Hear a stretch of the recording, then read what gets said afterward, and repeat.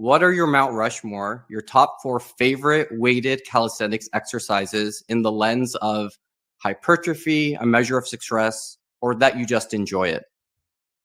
Okay. Well, I'm a simple guy, so I'm just going to give you what works best. Number 1 would have to be the weighted pull-up, medium grip, or even if people have access to it, the semi-supinated weighted chin-up.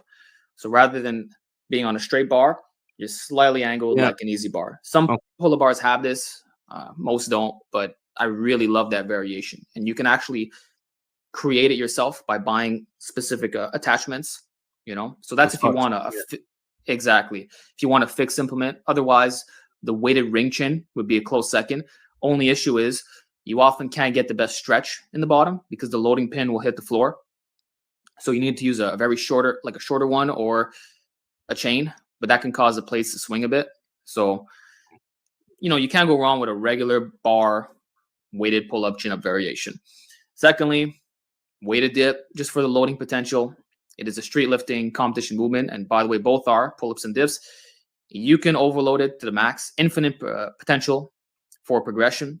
The stability is there, contrary to what some optimal bros like to say, because otherwise we wouldn't have guys dipping 400 pounds, which we're now seeing. So that closes the entire debate. And you've seen me do 255 on the weighted dip, 225 for sets of 5. That's, if you look at the total number, that's over 400 pounds for reps. Yep. So this idea that you can't recruit a high threshold motor units just baffles me to no end. But anyway, the weighted dip has to be the best press. It has the greatest carryover to lifting as well. It's standardized in a sense. And it just makes the most, it's just practical when you're trying to load it. Because the third exercise would actually be the deficit weighted push-up. Oh my God. It's funny because I thought that I had created it, but it looks like Vince Gironda already figured it out in the 70s. He called it the fulcrum push-up. So it involves having your hands on parallettes or 2 plyometric boxes or stall mats, and then the feet are on a matching height. So it could be a flat bench, it could be another plyometric box, and then you simply wear a backpack to get the loading in. And I prefer this over wearing a dip belt on my chest because, again, the plates will hit the floor. You can't get a full stretch. So the whole point is to get your arm all the way down, like a camber bar bench press. And so you're saving space. It's an exercise where you're moving through space. So the carryover to calisthenics will be there. It builds watermelon pecs. It'll strengthen your dip as well. It doesn't cause sternum pain or shoulder pain. It's a flat angle as opposed to a slight decline, which the dip puts you in. So you're getting the opposing movement on that as well. You can even decline it ever so slightly. And when I say decline, by the way, it can be confusing with calisthenics because a decline push-up is like an incline bench press, you know? But that's what I'm saying. The feet are elevated, right? So that's working the upper chest. But all variations of deficit push-ups are amazing. Better than doing it off the floor and for getting more out of less weight. Because keep in mind, you don't want to rip your backpack either, right? So if you got like 100 to 150 pounds in there, that's more than enough. But if you're doing it off the floor and you're a strong guy, you might need 200 pounds if you're like in a low rep range, So that's my number 3. And number 4, it's a very tricky one because but I would probably have to say the thing is you don't even need to weigh this down. It's probably the deficit handstand push-up. Okay. That is your overhead press replacement. It'll build cannonball delts. If you can rep these out, you can instantly overhead press your body weight. That's actually one of the secrets that Doug Hepburn and Paul Anderson use. And these guys were 300 pounds doing this. So that's freaky strength. And Doug, I believe, was the first man to bench 500. So it'll keep your shoulders healthy. It'll strengthen your overhead press. It carries over to your dips and push-ups. It's hard as hell. You don't need to weigh it down. That's an S-tier lift, and if you do it with the wall support, you're just gliding. So there's no skill or stability demand, But those are my top. Otherwise, in last place, I would put the weighted inverted row because it's nice to have a rowing movement for the upper back. You can't just do pull-ups if you want optimal gains, So in the calisthenics context, that's going to be the best one. And I like doing it with the Kensui weight vest.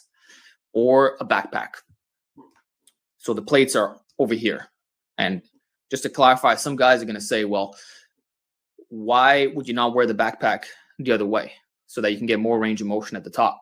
And my response would be that most free weighted back movements are short and biased by design. So it's not a lever-based row like a T-bar row or a prime machine, right? And so the top is a natural sticking point that is not even the most hypertrophic part of the lift. It's really the stretch.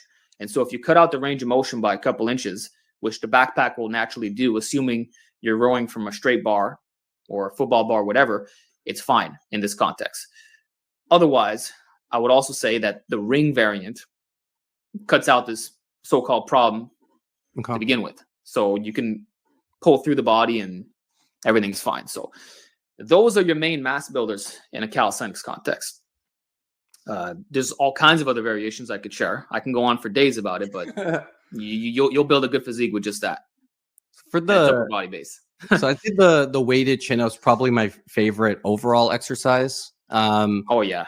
One thing is I always have done it like chest to bar. Do you think that's the appropriate range of motion, or do you think it's better maybe doing actually a smaller range of motion because, you know, that's kind of the shortened position? I think chest to bar is amazing. The only problem is you might think that you're hitting failure, but it's just a sticking point. And so what you can do is chest to bar until it's no longer possible, and then just rep it out, chin over the bar. And that, but the thing is, you're going to limit the load by doing that. And so I'd only recommend this to someone who's already very strong at weighted chins.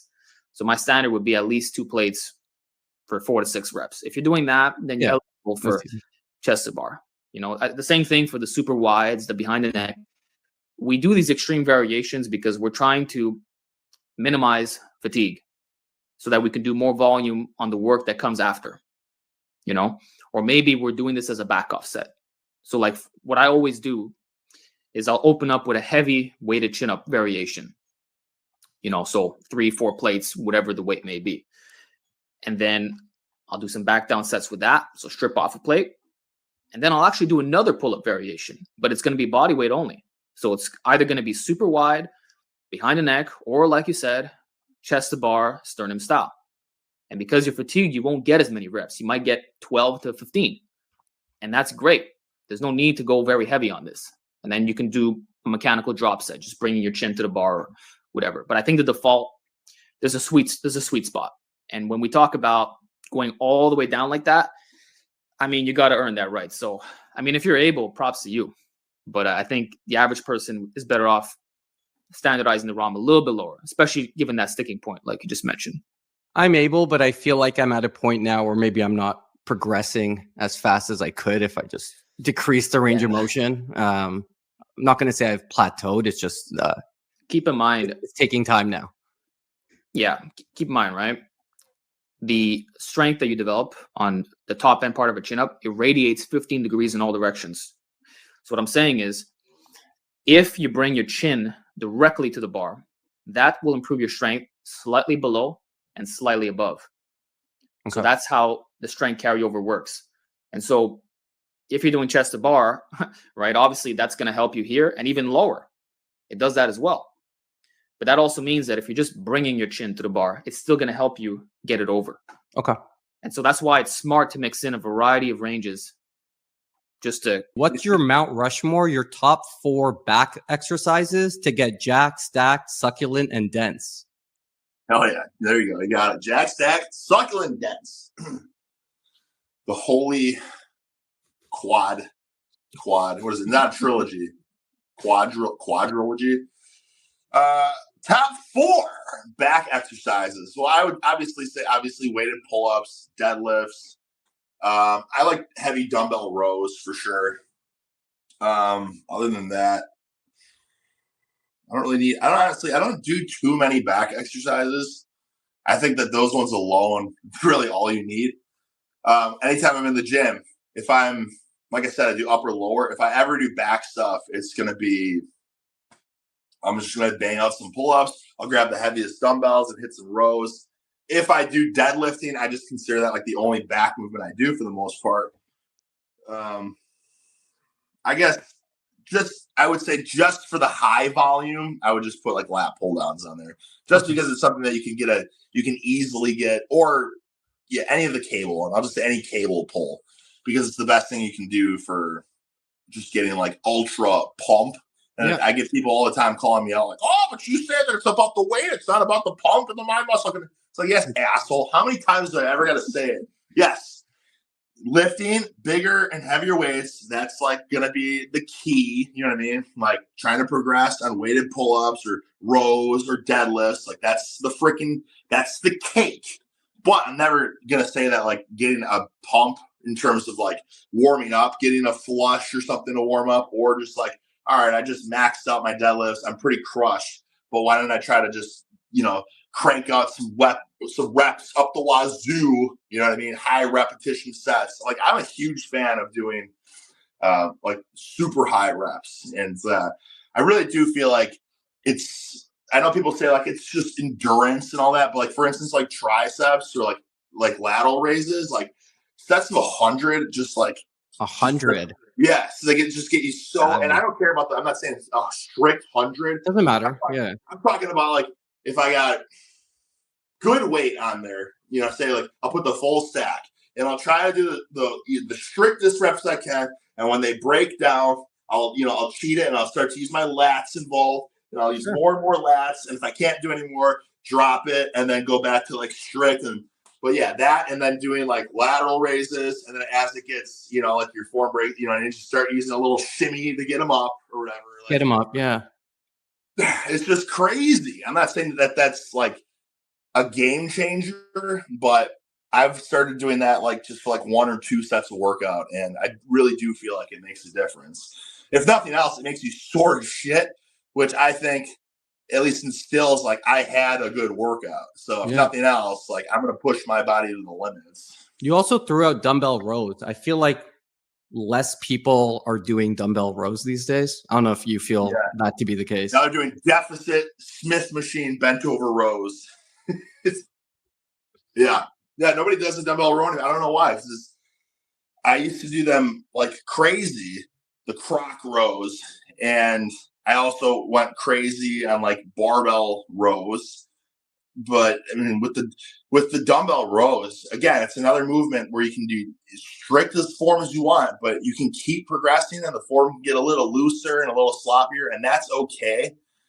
And then it's just so funny because I know exactly what people think, because I've been uploading videos for 10 years and I see all these comments. So I know exactly every side of the spectrum of what people think. Yeah. So the heavier ones, so you're not getting any squeeze. You know what I mean? Like, wait, there's no 0 reps were done. But it's like with 380 pounds. You know what I mean? It's like, okay, so yeah, I'm not getting a squeeze, but now we know with the you're in the lengthened position. Partials with the exactly. stretch. It's like, now what are they going to say? Because that's the most important thing. And like the stretch is insane, and you're even just getting that initial like retraction. Like that's all with 380 pounds per arm. That's more than enough. That's all you need. So if you get any sort of like this with that much weight, then you can strip half the weight, and it's 190 pounds, which is still astronomical, and you can do a lot better. And then you can even strip half of that weight, and then you got like 100-pound dumbbell, and it will feel like a peanut. And that's just one of those things that I discovered for myself. I know obviously people have been doing it forever, I'm sure, but for myself, I was like, holy, if I load the dumbbell row up with 400 pounds and then I even just pick it up and then I strip 100 pounds off, that 300-pound dumbbell is going to feel so much easier than if you just warm up to the 300-pound dumbbell. You know what I'm saying? Same thing with like squatting. What I used to do this with everything, with bench pressing and stuff. So we'll say for bench, because I did do it a lot with bench. If I was going to go for a PR, say I'm going for a 500-pound bench, something that I really like to do, and I stopped doing it. I don't know why, because there's a reason I did it so much, was I would warm up normally. So, I would do 405, whatever, 445, 475 or something. And then it's like you would go to 500, but instead of going to 500, I would put like 550 on or something like that and just unrack it and just hold it. And then put it down, shake it for a bit, instantly strip the 50 pounds. And then or some missions of pressing it back up, which is like super maximal load. So same thing with squatting. Just unrack 100. Be safe though, obviously. You know what I'm saying? Don't put hundreds of more pounds on you can handle. But before you go for a PR, just unrack, 50 to 100 more pounds more, like in the safeties or something. Just unrack it and hold it for a bit. Put it down, strip the 100 pounds, and then pick it up. And it priming the nervous system. You know what else that worked really well for it was overhead press. Just unracking it and just getting just kind of shrugging motion. And when you rack it back, it just feels like a peanut. And perception's everything. Like when you first pick that weight up, how that weight first initially feels is going to dictate how that, you know what I mean? It's going to dictate that fucking rep and that aggression that you use towards it and that energy that you put towards it. I'll tell you something right now. If I pick a bar up and it feels heavy as shit, I'm probably not going to hit the rep. You know what I'm saying? But if I pick it up, I'll probably hit it. And it could be the same way. It's just how it feels in my hands. For sure. I heard you say something like, I like the placebo effect. A placebo effect works even when I know it's a placebo effect. So it kind of relates to what you were just saying. Yeah, for sure. Yeah. And I think that was like, not to be, freaking Johnny Scientist, I'm pretty sure that there was some sort of study or something that showed that even when people were taking a placebo effect, it still worked. I think that's just because when they knew that it was a placebo, it still had a slight effect.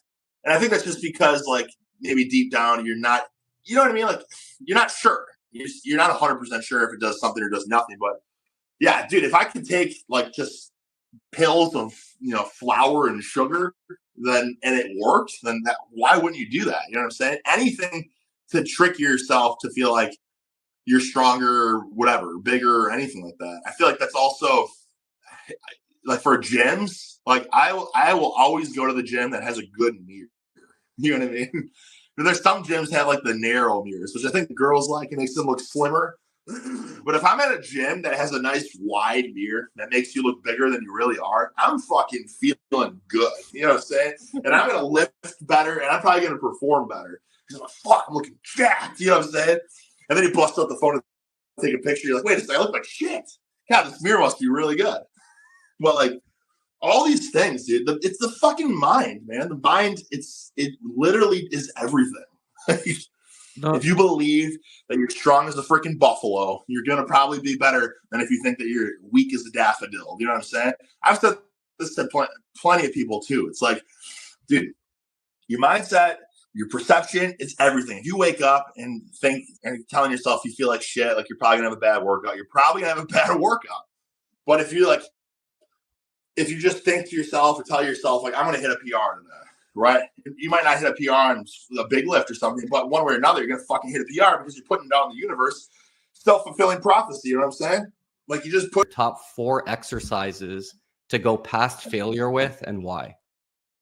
Ooh, that's I'm going to have to think on the spot. And I can only pick 4, so I don't want to pick the wrong ones too early and then regret it. I would say, do they have to be specific movements? So no. Each, like, okay, so whatever you want. Movement. All right, so a movement pattern if you want. Yeah, I'll start off with a movement pattern just because I think it's one of the rare ones that actually applies to basically every movement in the pattern. I would say just about any row.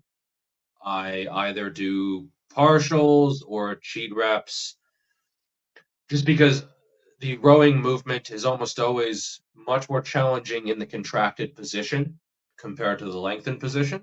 Mm-hmm. And so it just lends itself to, okay, you failed in that contracted position. Let's say you're doing a seated cable row. You failed to get, and you can just keep going. You don't get quite full range of motion, but maybe you get 100% and then 95%, 90%. And so you can keep going.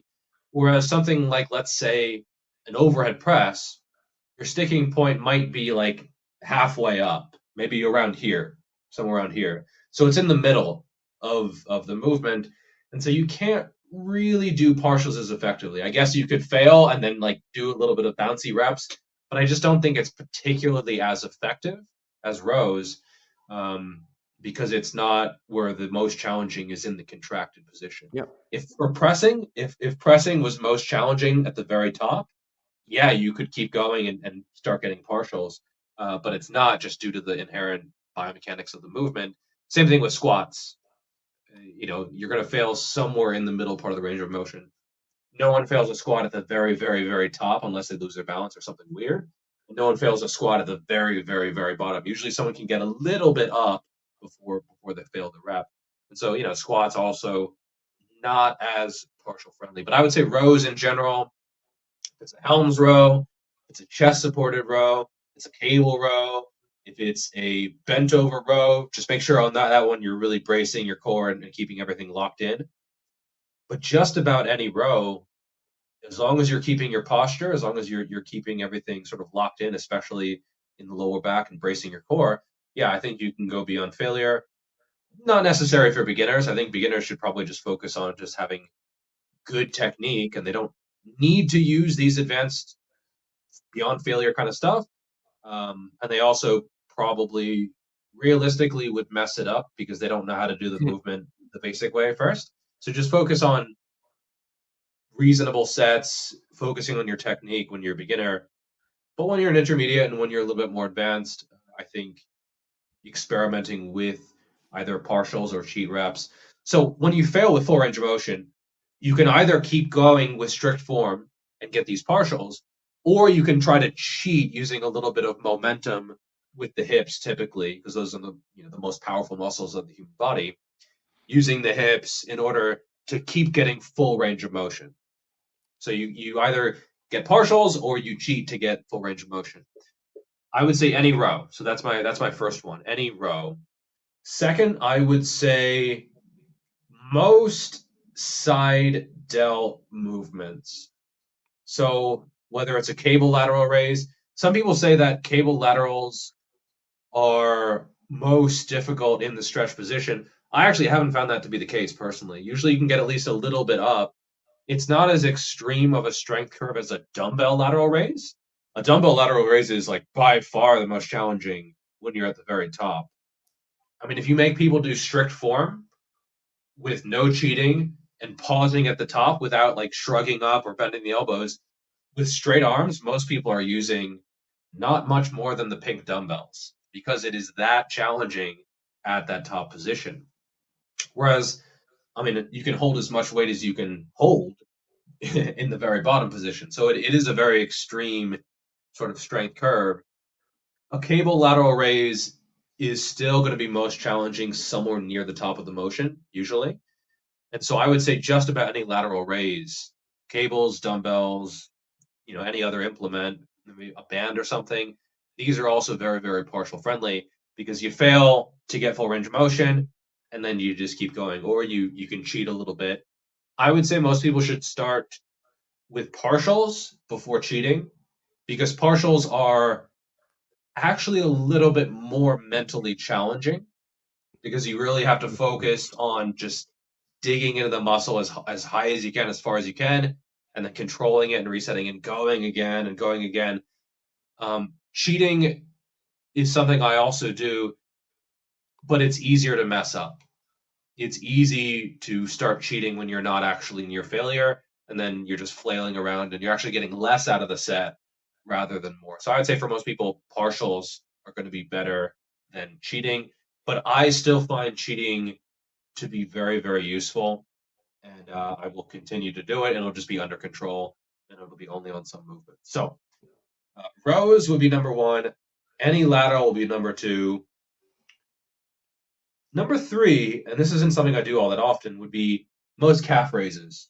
Most calf raises are by far most challenging in that very top position. You see most people do their calf raises, whether it's seated, whether it's Smith machine, whether it's putting dumbbells on the knees, anything. They don't quite get full range of motion. They don't get up on their tippy toes like a ballerina, which is technically full range of motion. They get up maybe 70, 80% of the way there. And I think you can hold so much weight at the bottom of a calf raise if you really want to, that these are also very, very partial friendly. So yeah, calf raises, I would say not necessarily mandatory to go beyond failure, But if they've plateaued, plus they're also quite resilient, calf tears, Achilles issues, as long as you work into it and you build slowly and gradually, I don't think are going to be much of an issue. And then the fourth, I would say, kind of a tie, if I'm allowed to do that. I don't know. I mean, if you want to cheat, you can go for I'm it. a cheater. So yeah, let's just cheat. I would say a combination of, they're very close to each other, so it's not that much of a cheat. Anything, either shrugs with the traps. Again, most people are not getting their shrugs where they're all the way up. They're doing this stuff, and then as they get closer to failure or beyond failure, they're using less range of motion. So I would say any shrug is very, very either failure friendly in terms of partials or in terms of cheating. You see very few people doing super strict shrugs. Usually there's some kind of lean, some kind of pop with the knees or the hips or something, or even some kind of rolling. You see very, very few people actually do ultra strict shrugs. And I think it's because they're just not particularly effective, because you would have to use such light weight that down here it's just too easy. So if you're trying to work up here where it's very challenging, it's just not really challenging the muscle during most of the range of motion. And that is tied with most rear delt isolations. So whether it's, again, you can do cables. I call it the thickinator, where you have two cables going from the sides, and then you're trying to squeeze back like this. Those have been excellent. I've really enjoyed those. Whether it's dumbbells and you're lying forward on a bench, that's a movement that is kind of useless if you don't go beyond failure. Because again, it's most challenging at the top. And if you're stopping when you fail in that very top part of the range of motion, you're just not getting much of a stretch. You're not really challenging the eccentric. You're not really challenging 95% of the range of motion. And so, yeah, that's one that I might go 20 reps beyond failure. Yeah. So I might hit failure at 10 reps and then just keep going to 30 until I'm like barely getting the weight. What is your Mount Rushmore, your 4 favorite exercises that people should be doing, but they're not? Okay, so that people should be doing, but they're not. So it's stuff that's exotic. Well, I'll start with the pullover.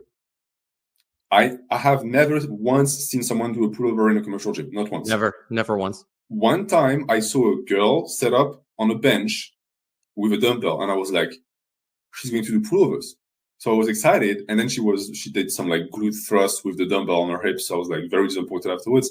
But yeah, pullovers done properly. When you walk your way through the range of motion, once you start to load, you will see amazing results in your lats, in your thoracic extension, in your shoulder health, in your long head of the tricep, in your chest. It's really is the most underrated compound movement of all time that has been completely taken out of programs for some reason. And I think that the reason is, one, that people have started to say that it's a bad exercise, using dubious reasons at best. Usually people who have never trained pullovers, which usually is not a good sign, considering that they have never had the experience of the lift.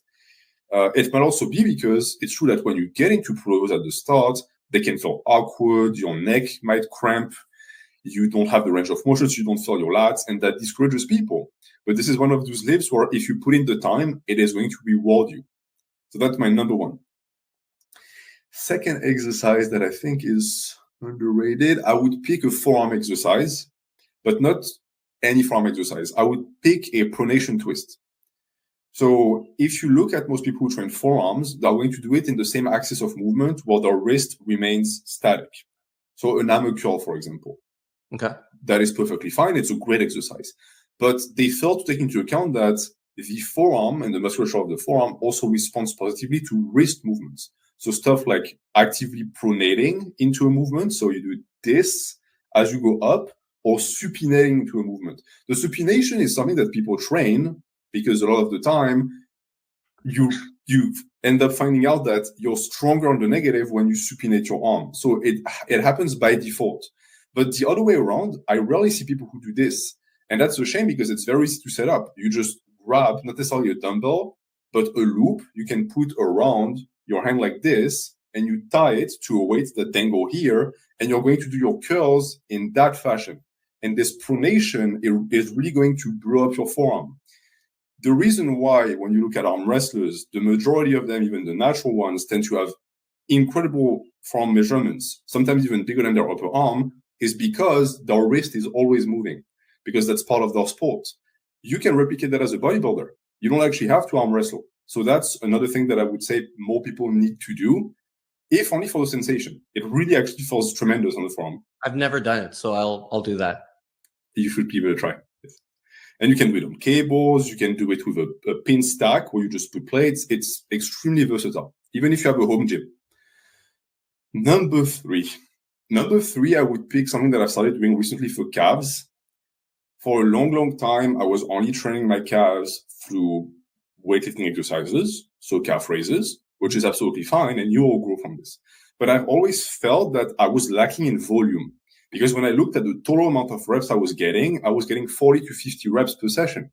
And when you think about it, your calves get thousands, tens of thousands of reps every day because you walk on them.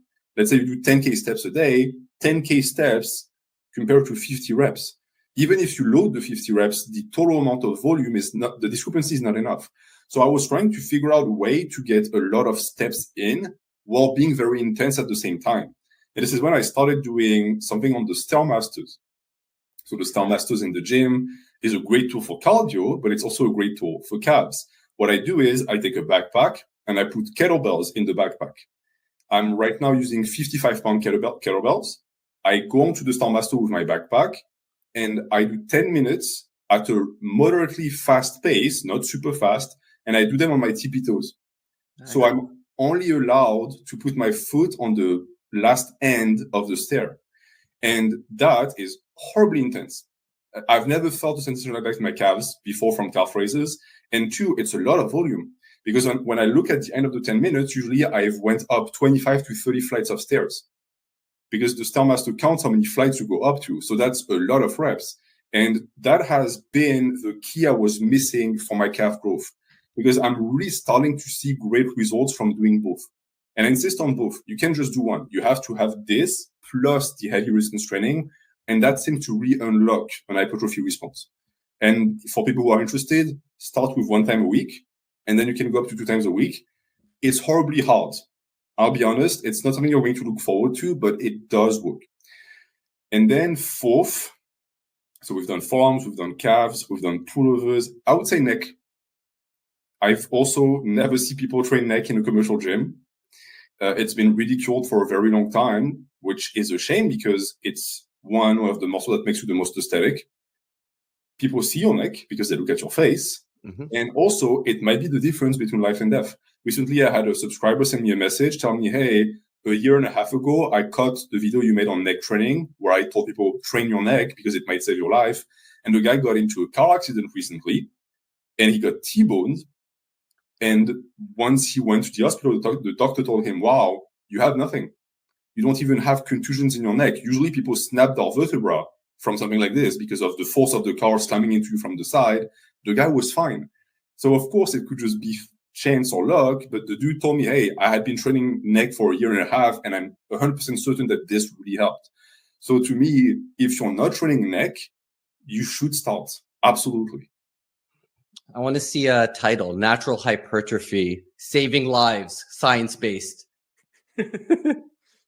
200,000 views in a day. That's awesome. And with the calves too, like I found that, a lot of people who do hypertrophy have trouble developing the calves. I haven't had that problem. And I think it's because I play a lot of tennis and basketball and sports where you're always running, stopping, going on your tippy toes, jumping. So I think you do need that kind of more endurance component as well. Yeah, it'll also get bros to some cardio. If we can get some bros to go on a hike. So what is your Mount Rushmore, your 4 favorite exercises that target either the lateral or posterior deltoid?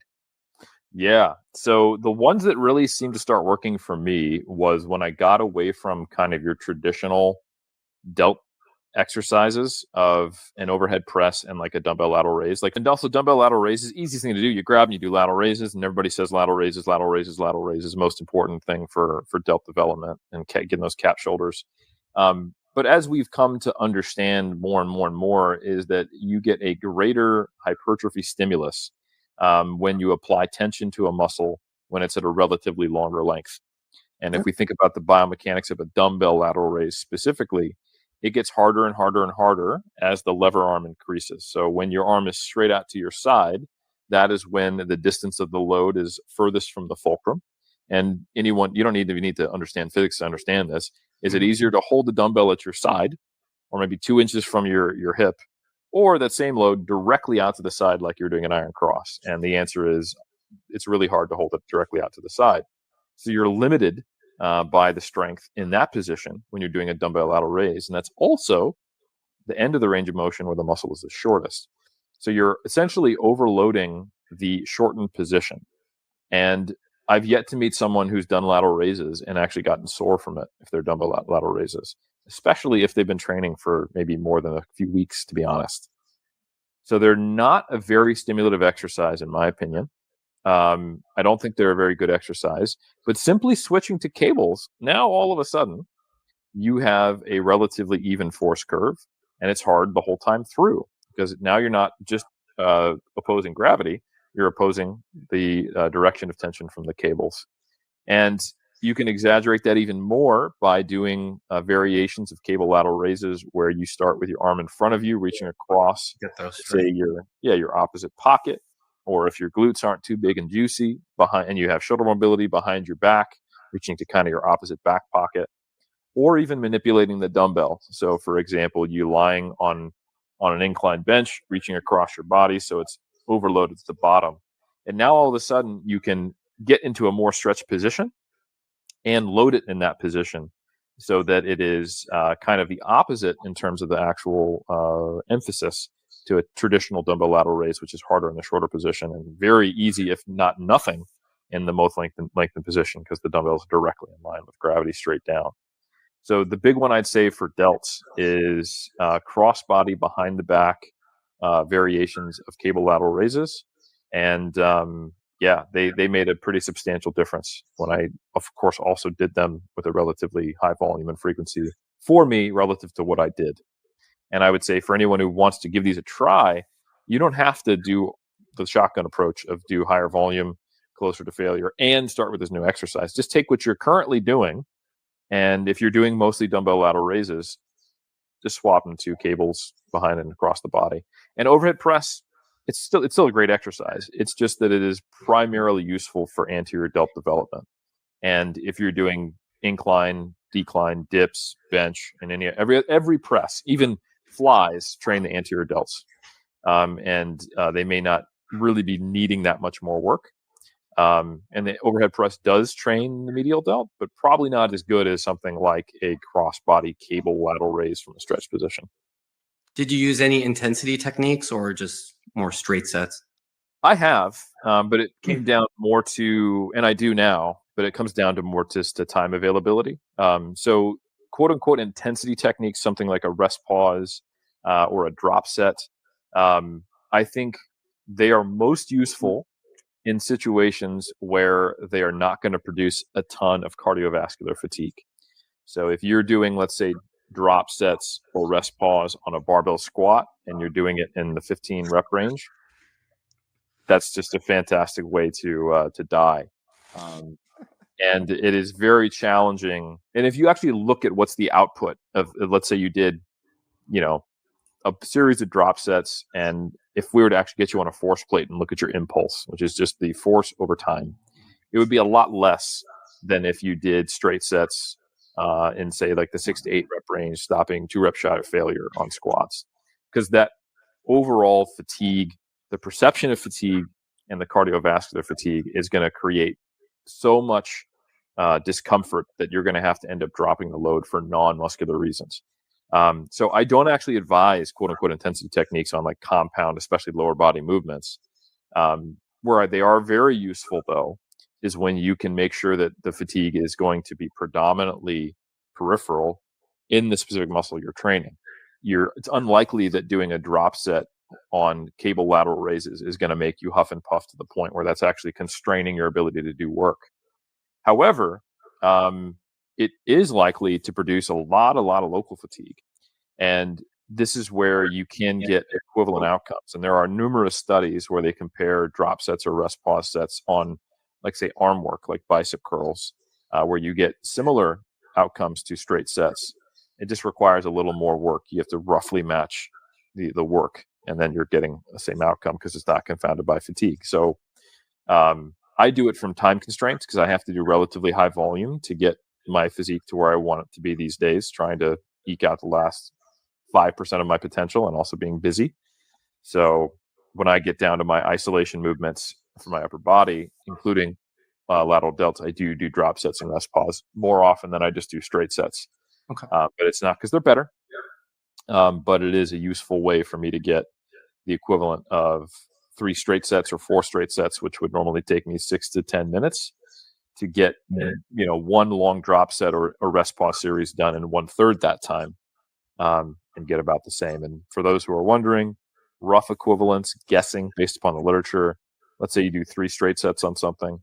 If you do 1 top set and then 3 drops, probably equivalent. Or if you do 1 top set and then you do 3 rest pauses afterwards, probably pretty equivalent. So what is your Mount Rushmore, your favorite 4 arm exercises, and why? Yeah, so I know 2 of them. I'll have to think for the next 2, but it's going to be the close grip preacher curl and the Smith machine JM press. They are length and bias lifts. They're both very stable, and the stretch is insane on the Smith JM press. I'll start on this one because it has a very clear and obvious reason, in my opinion, why it is going to be one of the best lifts for triceps. It's because, one, it's a compound lift, so the resistance profile is a little bit more even, but it's training a muscle that is usually a secondary mover on compound lifts. So if you take a dip, a bench press, even a close grip bench, your pecs are the prime movers, your front delts assist a lot. In a JM press, it's your triceps are the prime mover because it's still a compound movement. Triceps are the prime mover. Front delts still work to a degree. Chest works a tiny little bit, but it's mostly just in a supporting role. And it goes through a legit full range of motion. So if you take even a close grip bench, at the bottom of that lift, your elbow's bending maybe about this much. It's going just past that 90-degree mark. And even then, your pecs are going to be taking most of the work. When you do push downs, most people stop about right here, and then they go down. Maybe they go a little bit above. But as soon as you get to 90 degrees, in most cases, actually usually a little bit lower than 90 degrees, this is where the resistance cuts off. I'm not going to try and explain all the resistance profiles to everybody because I don't have the proper setup to do that right now. I don't want to confuse anyone. Basically, with a tricep push down, say on a bar or rope on a cable, you can get super high, but the resistance profile makes it so there's basically no tension at the top. There's still a little bit, but it's not enough to really maximize that stretch. With a JM press, the moment arm is greatest at the bottom. So since the resistance isn't going up and down, it's going horizontal like this. Well, technically it's going up and down since you're laying down, but that's besides the point. You're basically putting max tension on your tricep when it's maximally stretched. No other lift does that. The triceps never see any resistance in that range of motion. So the more we learn about that being a more potent range of motion that does cause a decent amount of hypertrophy, I think that just makes more and more sense why that lift is. It's hard to say if it's like specifically so much better than any other lift because I don't really think there's anything that special in exercise selection, but I would put it as the best lift for triceps. It's more nuanced than that, but if I had to pick one, I'd pick that. All right, you got 3 more in your Mount Rushmore. Yeah, these won't take as long, but preacher curls, it's a length and bias lift. Most curls, resistance, again, it's the inverse of the triceps. Resistance is at the top when they're mostly contracted. The preacher curl sets your elbow forward, so peak resistance isn't a longer length. The elbow support is incredible, especially once you get stronger. So this is more important for intermediate or advanced lifters, in my opinion. The stronger you get with a free weight curl, since the weight's in front of you, you have to lean back and counter that. If you're curling 40 pounds in front of you, it's just not that much to offset your body weight. But if you're curling 115 pounds, that's trying to pull you forwards. You have to lean back. The weight wants to come back. So even your chest and your front delts are trying to support the weight. It just gets to be a little bit messy. I'm not saying it doesn't work, but that's why a preacher curl, I think, would be superior. If I had to pick two more, I would go, this is tricky. I would say easy bar overhead extensions for myself personally, but they can be done with a dumbbell or a cable. With back support, ideally. I don't have that set up in the basement, unfortunately, but overhead extensions for the long head of the tricep. Resistance profile isn't perfect, but it's a mid-range biased resistance profile. It stretches out the long head. I think it does an excellent job of growing the long head of the tricep. And if I had to pick one more, I would say I'll go Bayesian curl / incline curl, kind of the same thing, cable versus dumbbell, but I would probably pick that as the next one. Yeah, I think I have some similar to you. Like I use the overhead tricep extension, like with the rope, so I get the deep stretch kind of on the long head. I haven't done the Smith jam press. I've seen you do it, so I might give that a go. It's just hard to get access to the one Smith machine at my gym. But yeah, I agree in terms of like biasing the lengthened position. I'm not 100% sure on not doing a full range of motion and focusing just on partials there, but I do think getting in that deep stretch position and working there, causes a lot of hypertrophy. Yeah, I'm not entirely sold on the partials either. That's why I don't really do them, at least for a working set. Maybe I'll do them after a set as just some form of intensity technique. But yeah, I still think going through peak resistance, I can't make any logical case in my head of why that wouldn't be worth doing. Of course, there's going to be some situations where getting a full stretch or just biasing the length and position will work. But I think if you're biasing the length and position, I'd rather still go through peak resistance than just go near it or to it and reverse from there. And would you do anything for the forearms or like the brachialis, or do you feel like that's just worked in kind of your main tricep and bicep movements? Yes. So forearms, I usually train in phases. The reason for that is I think they maintain fairly well through back and bicep training, but they probably won't grow that much, at least once you're more advanced. Mine haven't grown at all recently, but I don't think they've lost much size. So I think training them in phases is fine. The brachialis, I think, is mostly trained fine through direct bicep work. That would be something where, unless I particularly wanted to grow it or it was a specific weak point for me, then I'm personally probably fine just dedicating my volume to direct bicep work that I know works really well, because I do try and keep volume low to moderate. For the upper body, what's your Mount Rushmore, your 4 favorite cable exercises? First one that comes to mind is some sort of I guess like diagonal pull down. And there's like a gradient of like ranges that you can kind of work through there. But I love that movement. It's just probably my only other like really big interest was the physical side of anthropology. I've always been into like hominids, and I think it's an extension of, we're forever trying to get to know ourselves as people. Like for me, it's like it's extended into the species. It's like, okay, like what's the story here? So when I look at that movement, like our AC joint is still very like it's a primate AC joint, and like it works really well in like these motions, right? It's like, man, we can throw. Like we're the one animal that like, man, we can launch some things. And it's kind of, when you think about it, it's a very similar, like we're just great in the zone. So it just feels so orthopedically sound, so natural. So I love pulling from that direction. So that would be the first. I think the next one would be some sort of tricep movement. Simply because free weights at some point, like you don't see many people over the age of 30 doing skull crushers. Like that's a young man's game. It's like a few people, like nice little chunk. They get to that like one plate on the easy curl bar, and it's like not for long, brother. Like that's how that goes. So again, kind of ergonomics. I can see myself doing cables for my triceps forever. A lateral raise as well. I think when I think of if I could only keep one muscle, it probably would be delts, because it's not pecs. Like, people are so, especially like younger men, they're so infatuated with like having that plate of armor. But it's like, this does so much more for your taper. Like, I think of Usain Bolt, the sprinter, right? It's like, yeah, he had a sprinter physique, great physique still, but it was his delts, especially, like, he was a little bit tall for a sprinter, per classic sprinter standards, but his delts, or Dwight Howard, he was all delts. He's all delts. Even All Giannis delts. now is mostly delts, and they look big. It's such an elegant looking muscle, right?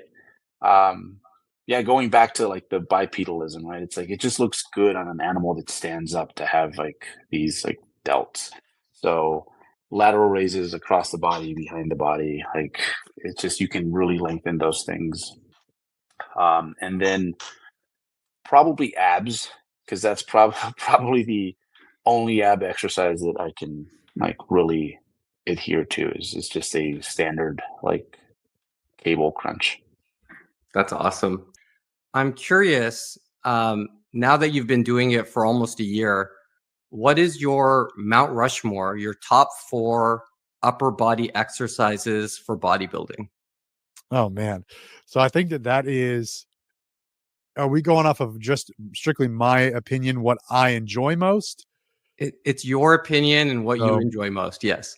Okay. So I have really enjoyed pull-ups and variations of pull-ups, wide grip, chin-ups, neutral grip, different rep ranges, weighted, not weighted, just body weight, higher reps. So I would say pull-ups are up there. Are you still using a dog leash? No, I've been doing a lot more in my gym, not so much in the garage. But the dog leash works perfect. Yeah, I've used a dog leash. I've used an extension cord. So do you have whatever you can wrap around your waist. Do you have a favorite pull-up variation? I would say that I probably neutral grip, parallel handles with probably shoulder width, maybe a little narrower, simply because I feel like it's most comfortable on my shoulders and I can push that the farthest.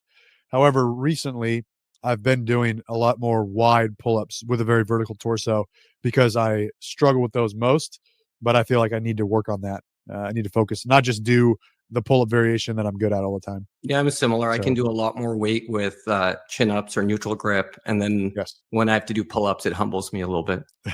Yeah. So wider grip pull-ups I've been doing more recently. Aside from pull-ups, I have really enjoyed dips, and I won't lump it together with push-ups, but just body weight pressing movements I've really been enjoying. So dips or push-ups, and dips can be weighted, push-ups can be weighted.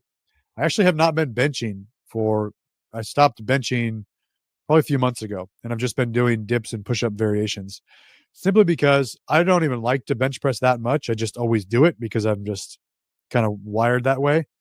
But it was just giving me some issues with my pec tendon or my shoulder. And so every time I would visit the bench press, I would just come up with these issues. And so I'm like, I don't have to do this. I'm not a power lifter competing, so I don't have to do this. So I've really enjoyed doing dips more recently. So pull-ups, dips, as long with weighted push-ups. And then overhead press is still up there. I'm never going to get tired of overhead press. I really like doing overhead press. The fourth one, you said upper body, right? So the 4 bodybuilding moves for upper. The fourth one I'd say was dumbbell pullovers. Dumbbell pullovers seem to be my favorite. So lying on a bench, reaching back. I think that it's great for shoulder mobility as well. Good stretch on your shoulders. But I really enjoy the stretch on the lats and the work on my lats. It's very similar, feels very similar to a high rep set of pull-ups. But it can be supersetted with any upper body exercise, I feel like, other than maybe pull-ups, but any sort of pressing exercise, I can superset the dumbbell pullovers. So I've enjoyed those pull-ups, strict or just any overhead press, dips, and dumbbell pullovers. I've done dumbbell pullovers. I've done pullovers with a barbell, with an easy bar, and machine pullovers. I don't know what it is, but I just like the dumbbell pullover most. Okay. And you just mentioned machines. I know you had a video that talked about machines versus free weights, and it's something that you're a compound zealot, and it was something that you were wrong about. So tell me, what's your Mount Rushmore, your current 4 favorite isolation movements, and why? Yeah, I used to be nothing but compound lifts at my own peril, and now tons of isolation work. I think it's essential, and especially if you want to transform your physique, you need a ton of isolation movements. So that's been the game changer for me.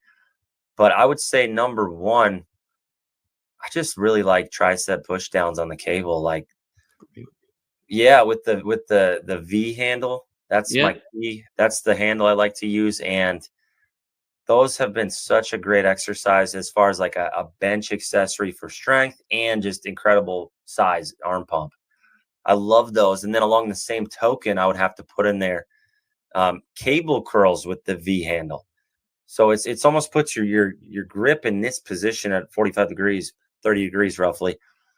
And it just feels so much better to me than the straight bar on cable curls. And I love that. I did both of those today. So that's kind of funny.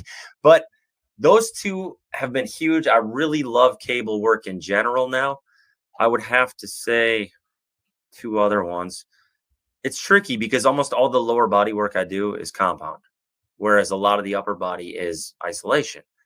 So those 2, and then I really like the overhead cable tricep extensions.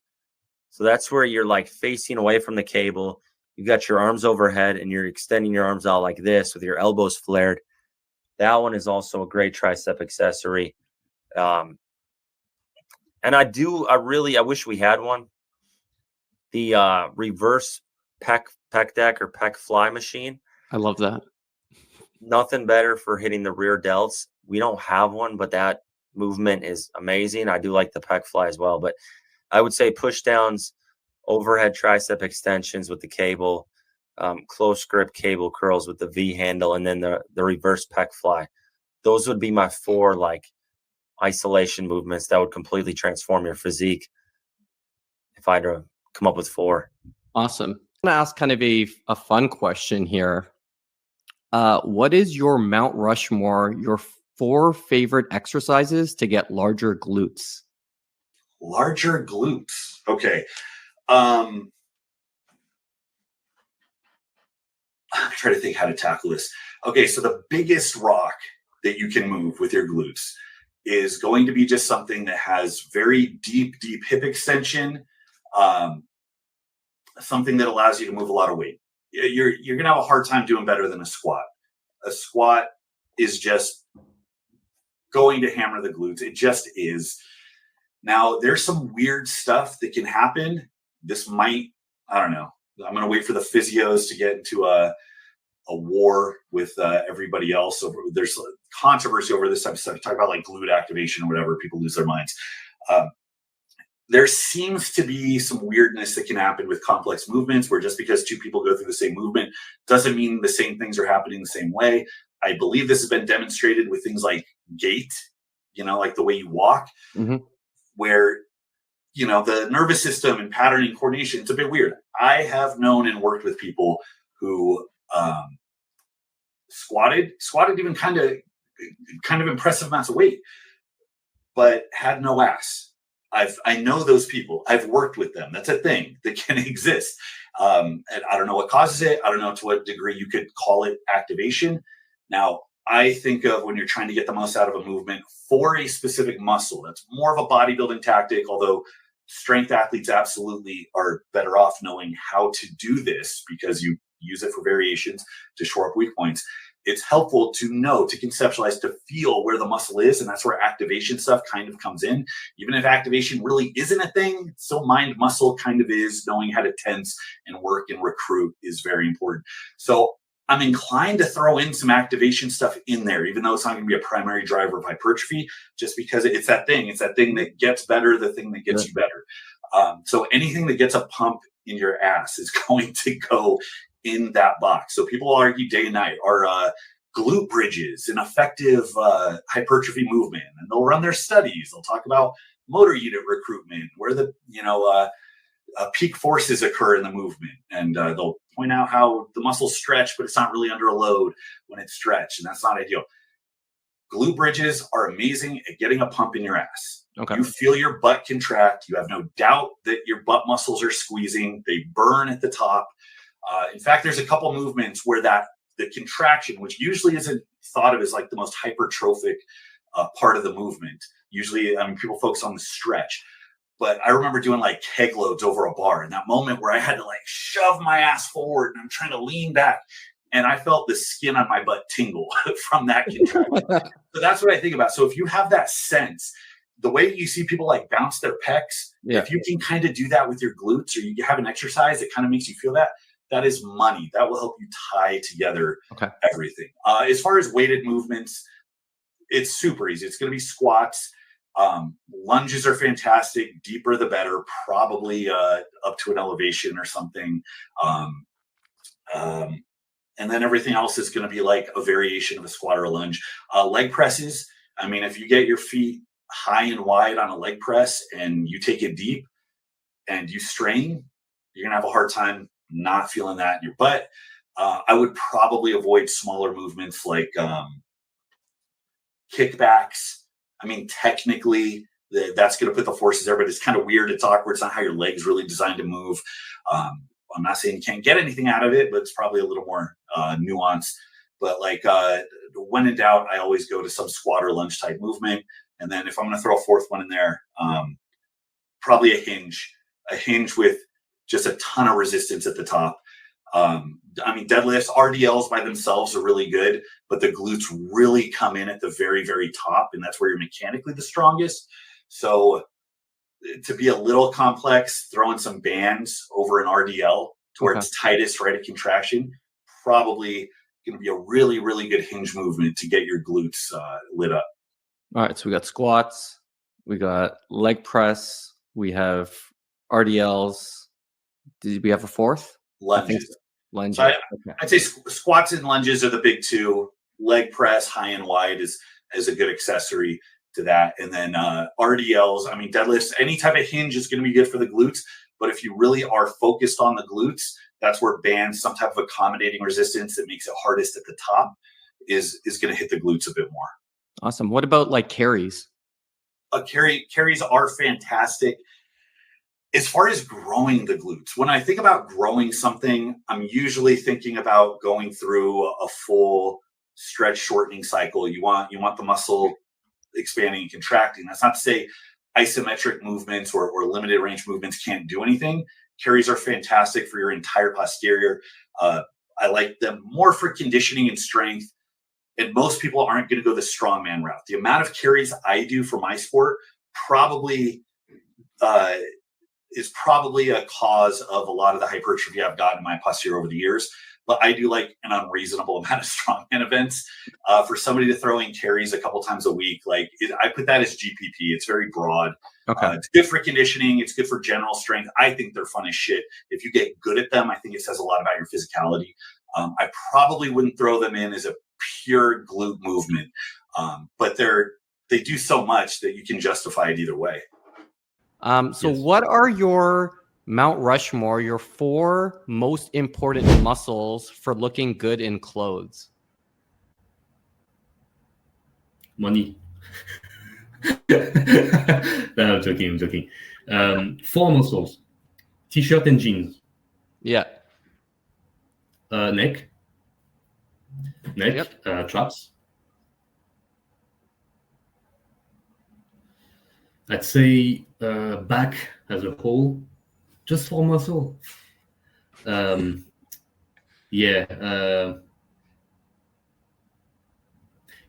the back, the forearm. The forearm. Yeah, this really make the whole arm go much thicker. And for the legs, I mean, it's a tie between quads and glutes, because glutes really give you a 3D effect, and it's really good looking to have like a nice pair of glutes shaped into a gym, and it also form it really well. But if you have big glutes and no legs muscle, and the same thing with quads, if you have good quads, it gives like a nice shape to your whole legs. if your calves are not too small. But you need also the 3D effect with the glutes. So I think it's tying. Yeah, neck, traps, forearm, and glutes or quads. So I think one of your strongest body parts is your arms. So what is your Mount Rushmore, your 4 favorite exercises for biceps and triceps? Cool. Awesome question. And this actually goes back to what you were just talking about like Steph Curry and Klay Thompson, this and that. Yeah. I don't train arms that much anymore at all. I used to blast them when I was younger. Yeah, I blast them hard when I was way younger. I have good bicep shape, all because of my father. Like my dad has the peak. Like he's always had like a nice bicep peak. So I have like a good, really low insertion on my forearm with my biceps. So I have cool peak there. Triceps were actually always the weak point of mine until years later. And I'll just share a quick tricep tip. So when I was younger, I always had really good mind muscle connection with my bicep, really bad mind muscle connection with my tricep. And the biggest thing that made a difference with my tricep training was picking movements where my shoulder joint, my glenohumeral joint, my upper arm, my humerus was stabilized against an external apparatus. So like if I was doing dumbbell skull crushers or easy bar skull crushers, I didn't feel my triceps too much because my GH joint was moving a little bit throughout the movement. If I do that and I make sure that my GH joint doesn't move at all and the only thing that's moving is my elbow, I get a much better tricep connection. And then I was utilizing machines like the thing that's the opposite of the preacher curl machine. Yeah, because you get some stability. Right? Yeah, you have the external stability. That helped me like feel my tricep a lot. Whereas when I was doing like rope push downs where I was getting like movement at my upper arm and my elbow at the same time, I just never felt it well. So now when I do triceps, I just make sure that my upper arm's not moving at all and I'm just moving my elbow joint. So nice. I pick like a fixed position. So I can still do like kickbacks with my shoulder joint extended to get the long head fully shortened. But like while I'm doing it, I want to make sure that that upper arm isn't moving as I'm doing the kickback. It's just the elbow, right? So that made a huge difference on my tricep. But yeah, my favorite movements, really simple. Incline dumbbell curl, standing cable curl, and any sort of preacher curl would be bicep. And then, so again, you're going like through extension, neutral, and then shortened-ish. And then for tricep, my gym has an amazing, I think it's hammer strength machine where I'm like slightly above 90 and I have the external support and it's single arm. So it's like a single arm tricep extension machine that kind of mimics a skull crusher / overhead movement. You're sitting for that one? Is it sitting? Seated. You're seated. Okay. So I like that one. I like the tricep preacher machine thing, push down. Okay. And then any other sort of push down, cable push down thingy. Awesome. I'll get the job done. Yeah.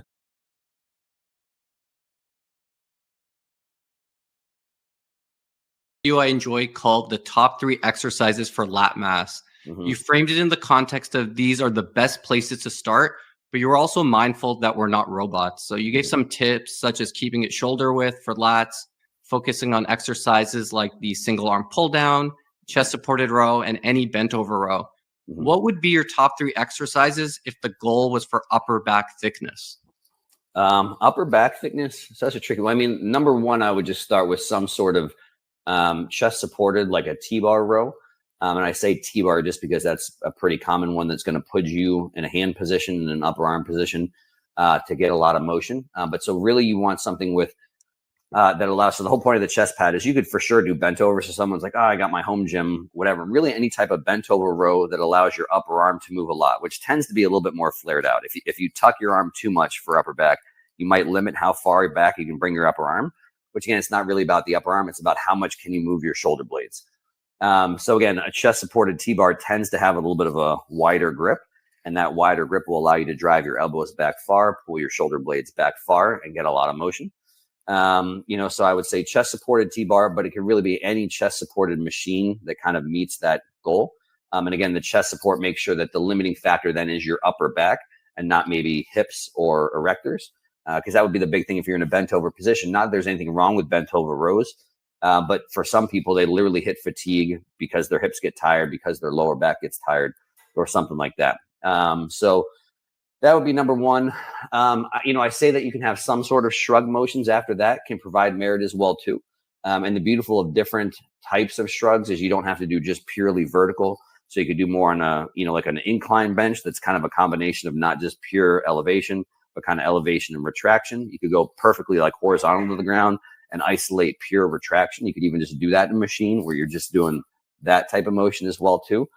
Because the tricky part with rowing, while rowing can be great and something that can really load your shoulder blades moving as much as possible, really the only thing that moves your upper arm is an upper back stuff.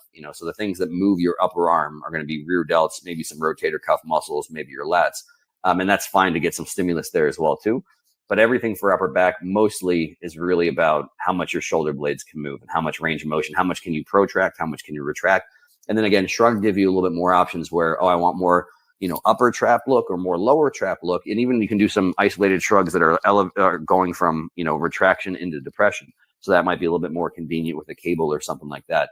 And then I always put a deadlift variation in there as well too. I can make an argument that deadlifts are one of those ones that from a nerd standpoint, you're not training all your erectors with a traditional like actual motion, like low back extensions are still great for that, but they just have to produce so much force isometrically, keeping your spine still. While that's probably a little bit more stimulus kind of on lower back, it still will produce a lot of stimulus for your upper back as well too. And just kind of one of those anecdotal ones where people that have the thickest backs top to bottom are always good at some form of deadlifting, and so that could be, I say RDL is probably the best place to start, but even conventional deadlifts, even some form of rack deadlifts can kind of have some merit as well too. So that's probably the order that I would go in. Like I said, if you get one really good chest supported row, you connect with it well, you can really protract, really retract well, and then you get that form down and just load it over time, you're going to get a bigger upper back. The rest is kind of stuff that's not arguably as important from a movement standpoint, but can definitely be programmed easily. Yeah, absolutely. I think the tip on, making sure the arms aren't too tucked in so you can kind of extend the shoulder. I think that's a really good tip on the row side. Yeah. Yeah. And that's the tricky one where, again, I always tell people, like, people get which I understand why, because people will almost always say, have your elbows more out for upper back or your arms more out, which again, but I like people to know that the reason for that is what position allows you to move your shoulder blades the most freely. And it tends to be a little bit away from your body. So I have some people that they say, well, I feel kind of good down here. Or let me see if I can get it. Like, I feel kind of good down here. Do I have to go up here? It's like, no, you don't have to go up here. If it feels good here, you can really get it far back. That's in the same thing, almost like I said, for like, for chest or whatever, there's going to be a little bit of kind of like a slot. You might have kind of almost like a 30-40 degree window where you could say all of that could work just as well, kind of go a little bit what's comfortable, and also matters a little bit the type of machine and stuff you've got as well. Yeah, I think that's why it's important to understand why you're doing it, because then you can kind of experiment a little bit. You've had lagging side delts and biceps after your powerlifting career. So in that context, what's your Mount Rushmore, the top 4 isolation exercise for someone who wants a great physique but has come from a powerlifting background? Yeah, I would definitely focus on the side delts and the biceps if you did what I did and ended up lagging. I still really like regular dumbbell laterals. I think they're very good. That's certainly what I did a lot of when I spent a year specializing on my delts and biceps. So for that year, I held pretty much everything else constant in terms of volume. And I really ramped up volume on the side delts and biceps. I was training those 4 days a week while bulking as well. So I was doing a lot of dumbbell laterals and also a lot of cable work. Wasn't a huge fan of machines. I've yet to find a machine for the side laterals that managed to fit the path that I want. So cables are very flexible. I'm doing one at the moment, which is quite nice, which is lying cuff laterals. They're pretty good. So I would say those two, just regular dumbbell laterals. The tension is sort of more at the top, not as much at the bottom, which I think is probably a good thing. I'm not sure at the bottom there's as much side delt as there is perhaps some other areas of the back, but certainly at the top there's a lot. And cable cuff laterals are pretty good. Now for biceps, I like the sort of the cable curl where your elbows are slightly behind your back. I think Menno calls it a Bayesian curl. He's tried to sort of. Sorry, you cut out. Can you start again at biceps? Biceps, yeah. So yeah, I like a cable curl where your elbows are slightly behind your back. So Menno calls it a Bayesian curl. I think he's tried to put his kind of stamp on that. Yeah. I love that. I've always loved that. That's been a great exercise. That's pretty good. But apart from that, just something heavy. So I quite like just heavy dumbbell curls. I think as heavy as you can go on those. I've seen a lot of growth from regular dumbbell curls with a bit of a twist, but also a bit of swing. So very strict cable curls matched with very heavy dumbbell curls seems to have done quite well. So yeah, I think those would be my 4 exercises, which I would say 2 for delts, 2 for bis. So you feel like the side delts and the biceps are the 2 main lacking areas. Does anything else stick out, or it's really those 2 that you feel are not being done? I mean, I think those certainly for me. I think nowadays level of education in powerlifting is better. You know, I think people are having more balanced routines. So ideally, they shouldn't leave powerlifting with quite as many imbalances as I did. I was much more high frequent powerlifting.